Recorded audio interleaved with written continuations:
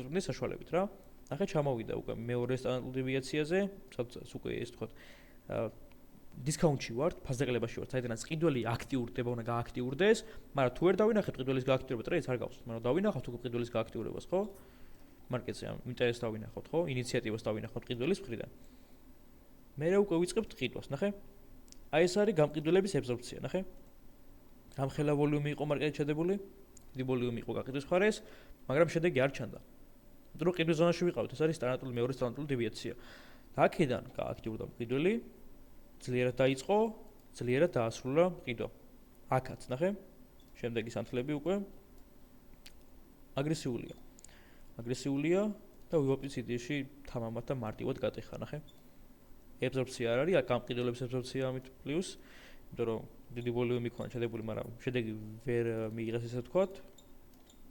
აი აქედან მაგალითად ტრეიდერი გაგეხსნა შენ ვიპის ემოდან. ანუ კი აქედან დაგიწყო ყიდვა. სტოპ-ლოსი მესამე სტანდარტულ დევიაციაზე, მანძილზე დაახლოებით, ანუ რაც როგორც გითხარი, სტოპ-ლოს ვაყენებთ, ნუ ამ შემთხვევაში 55-დან 75-მდე ტიკით, ეს ვთქვათ. ვიტყვაზე ვიყიეთ აქედან და თარგეტის სიტყვაზე უკვე ზემოთ ექსტრემულ ზონას, სადაც იდეაში დისკაუნტ ბოდიში პრემიუმი გვაქვს. აქ საიდანაც გაყიდვა ხდება მარკეტს. და ეს იყო 1-2-ზე თითქმის ერთ ტრეიდი. შეიძლება დააკვირვება კი ნახტები. აქედან რატო არ ვიყიდეთ? იმიტომ რომ არ იყო გააქტიურებული მყიდველი. აქედან ვერ გააქტიურდა.